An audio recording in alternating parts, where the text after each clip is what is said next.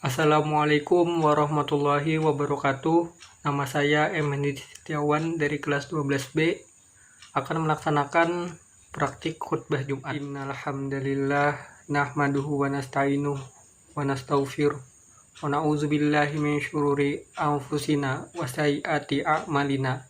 May yahdihillahu fala mudilla lahu wa may yudlil fala tajida lahu waliyya mursyida.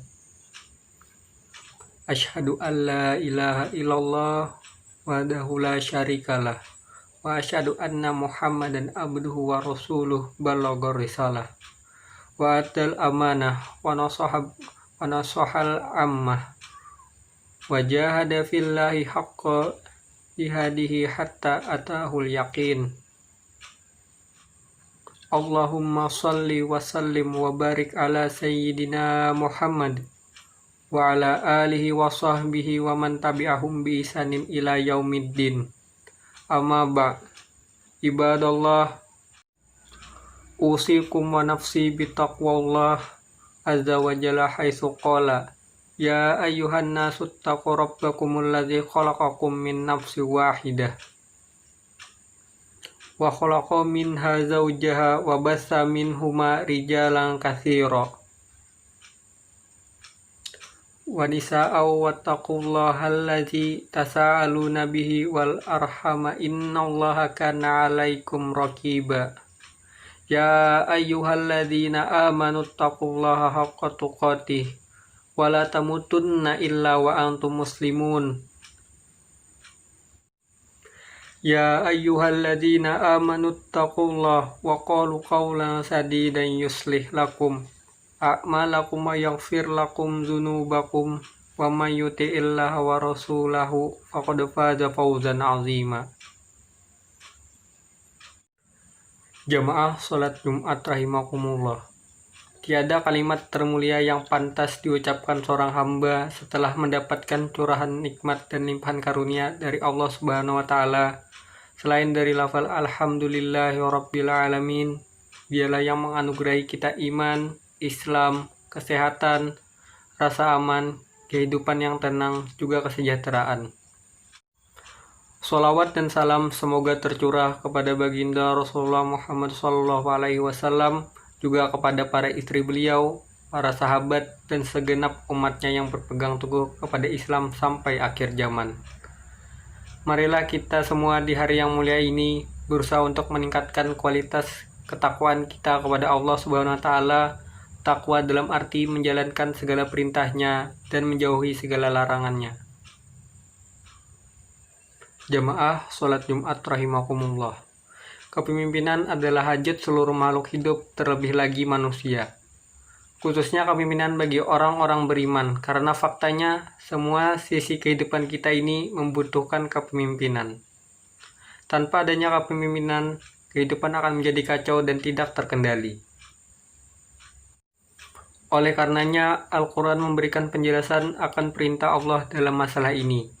Ya ayyuhalladzina amanu ati'ullaha wa ati'ur rasul wa ulil amri minkum fa in tanaza'tum fi syai'in farudduhu ilallah wa rasuli in kuntum tu'minuna billah wal yaumil akhiri dzalika khairu wa ahsanu ta'wila. Yang artinya, wahai orang-orang yang beriman, taatilah Allah dan taatilah Rasul dan ulil amri di antara kamu. Kemudian jika kamu berbeda pendapat tentang sesuatu, maka kembalikanlah kepada Allah dan Rasul. Jika kamu beriman kepada Allah dan hari kemudian, yang demikian itu lebih utama bagimu dan lebih baik akibatnya. Quran Surah An-Nisa ayat 59. Rasulullah SAW pun turut memberi ancaman kebinasaan manakala orang beriman hidup tanpa adanya ikatan komitmen dalam menaati pemimpin. Jamaah sholat Jumat rahimakumullah. Dalam menentukan pilihan suatu urusan secara umum ataukah yang lebih khusus lagi seperti masalah menentukan pilihan pemimpin, Islam telah mengajarkan adab-adabnya, diantaranya adalah sebagai berikut. Yang pertama, niat ikhlas karena Allah Ta'ala. Ikhlas dituntut dalam segala hal, termasuk di dalam masalah menentukan pilihan pemimpin. Niat termasuk juga dalam perkara ibadah, jika benar akan mendapat pahala dan jika salah akan mendapat dosa.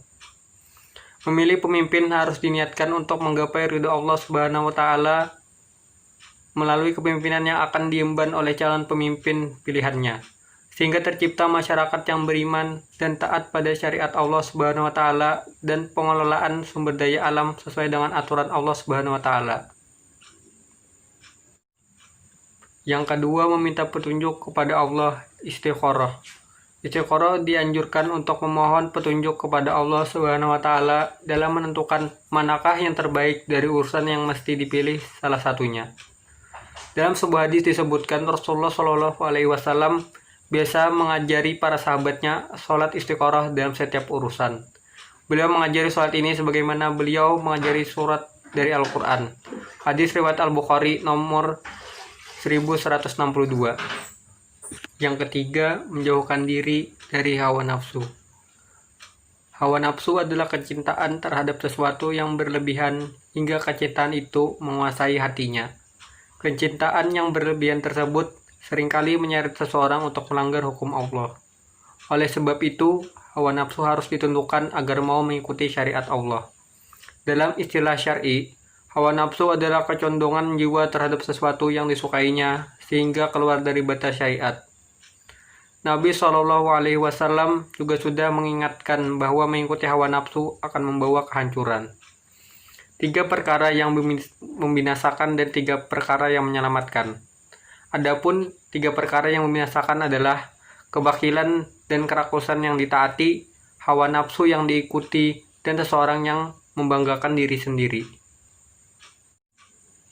Sedangkan 3 perkara yang menyelamatkan adalah takut kepada Allah di waktu sendirian dan dilihat orang banyak, sederhana di waktu kekurangan dan kecukupan, dan berkata atau berbuat adil di waktu marah dan ridha. Hadis riwayat Al-Bazzar dalam musnadnya nomor 80. Yang terakhir, mengenali calon pemimpin. Dalam Islam, seseorang yang hendak berteman diperintahkan untuk mengamati dan mencermati sisi-sisi baik dan buruk, terlebih lagi dalam urusan memilih pemimpin. Dari Abu Hurairah bahwasannya Nabi Shallallahu alaihi wasallam bersabda, seseorang itu berada di atas agama temannya, maka hendaklah setiap orang melihat siapa yang dia jadikan teman. Hadis riwayat Abu Daud. Kemudian ada firman Allah Subhanahu wa taala, yaitu, sesungguhnya manusia terbaik yang engkau tunjuk untuk bekerja adalah orang yang kuat dan amanah. Quran Surah Al-Qasas ayat 26.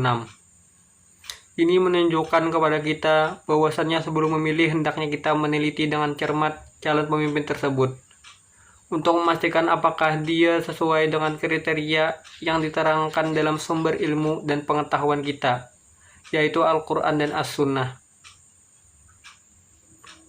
Jemaah sholat Jumat rahimakumullah.